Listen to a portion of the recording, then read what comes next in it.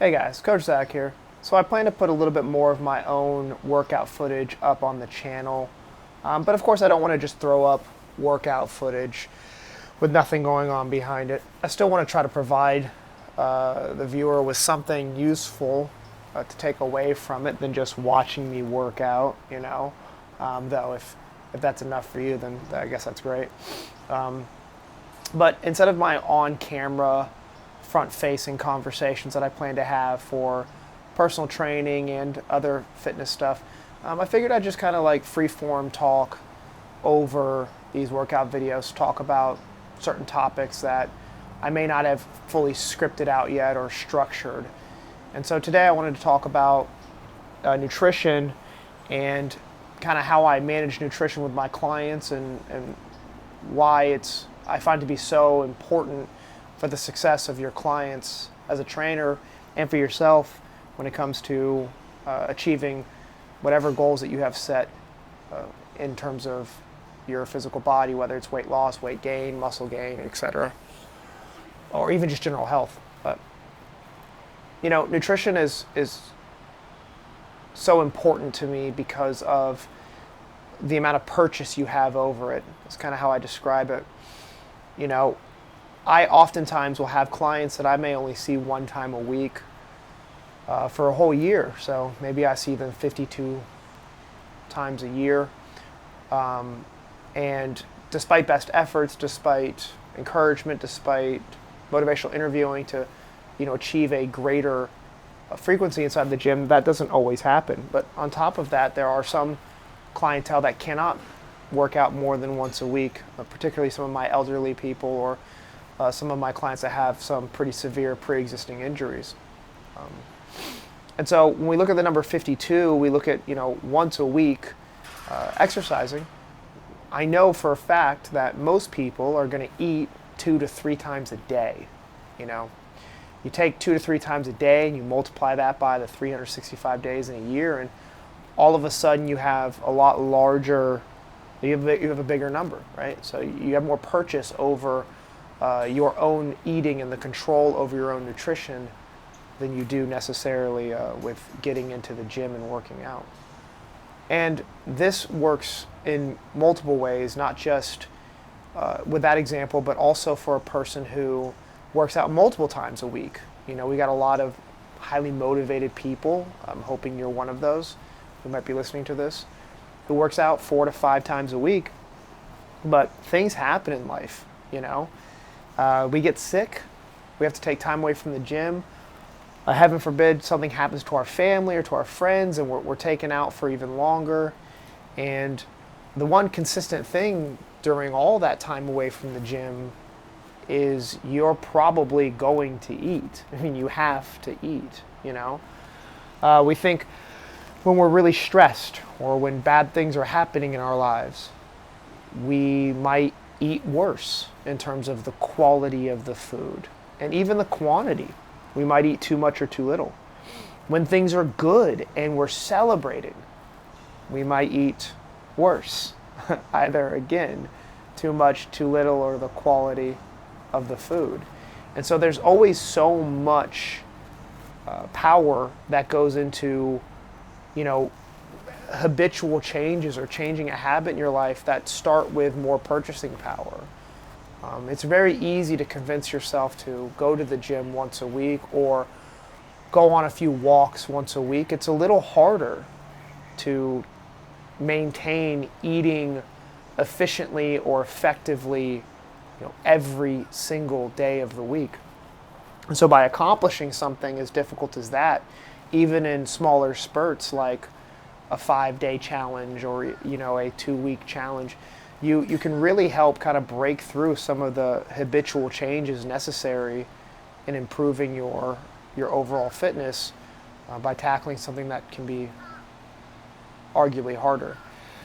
As a trainer with my clients, nutrition is always a touchy topic because it is sometimes looked at as taboo or even wrong for a trainer who isn't nutrition certified to write meal plans or give your clients nutrition ideas and things of that nature. However, when you're talking about stretching a client financially, depending on the demographic, having them pay for a membership and training, and then going out and getting a third-party nutritionist, and then supplements, and it starts to add up a lot. And helping people choose can be difficult. So generally speaking, I do try to provide my clients with guidelines for eating. I try to provide them with a decent macro spread to give them some look at how they should be eating. And I try to help them with not so much meal prepping as much as ingredient prepping. And ingredient prepping is kind of a newer concept, not a new concept, it's just kind of a easier way to manage a fast-paced life, and an easier way to manage the complexity of like the psychology that goes into meal prepping. A lot of people think meal prepping has to be, all right, I'm going to spend 8 hours in the kitchen on a Sunday, get all my meals ready for the week, and not eat any of it that day. And it's just most of the time when people have a day off, that's not how they want to spend it. They don't want to spend it slaving away in the kitchen to prepare their week. They should, and it is very, very helpful and useful, not just for fitness, but also for finances and consistency and convenience. But a lot of people don't do that. So ingredient prepping is more the act of getting together a few pieces of your food prepped and then being able to pair it later. So for an example, I say things like ground beef takes 8 to 12 minutes to brown. I can do that. I can throw rice in a rice cooker for 20 minutes and go hop in the shower. And now I've got my rice and my ground beef set up for the entire week. And whatever I decide to throw into it, whether it be beans or veggies or anything else like that, I have those tools available to me, as opposed to pulling up a 9 to 12 ingredient list, a grocery list, and going out and getting all my spices and taking 2 hours to make a really great tasting meal that's going to last me the week, which is again a great thing to do, but expectation wise for most people it can be tricky. So as a trainer, I do my best to try to guide people into not necessarily shortcuts per se, because there is no silver bullet for this, there is no shortcut, but try to guide them into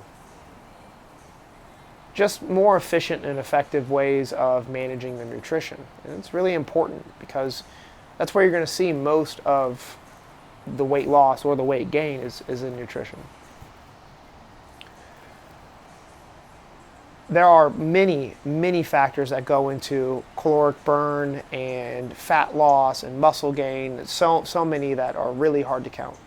But importantly, food plays the biggest factor in all of it. And again, not because I can eat specific food and not work out and then therefore gain muscle, but because I have so much purchase over my food. And it depends really on what your body type is, or how far you've allowed your body to push to a point that you can loosen that restriction up when it comes to food. But for the most part, because you have the most purchase over it, it is going to be the most important. Anyway, I just wanted to kind of put this video out. Like I said, I'm going to be doing some more workout video stuff and maybe having a face cam, but I want to talk about things that are unscripted, things that are going to be important later on down the line, that are going to be a little bit more structured for the personal trainer and for the client as well. But I wanted to talk today about nutrition and why it's so important to me, and how some of the methods that I use to stress it to my clients, using the example of you're going to eat 3 times a day, or understanding the way calories burn in the body, and understanding how constrained daily energy expenditure works, and things of that nature. So if you find any of this useful at all, be on the lookout for more content. You can hit sub, you can like it, you can do what you want to. Yeah, check out the website, silverbulletfitness.me. That's going to be spread all over the place. I'm going to have more opportunities for trainers and clients alike to reach out to me through the website, and we also have a few items on there for sale as well. So give that a look, and I'll see you in the next one.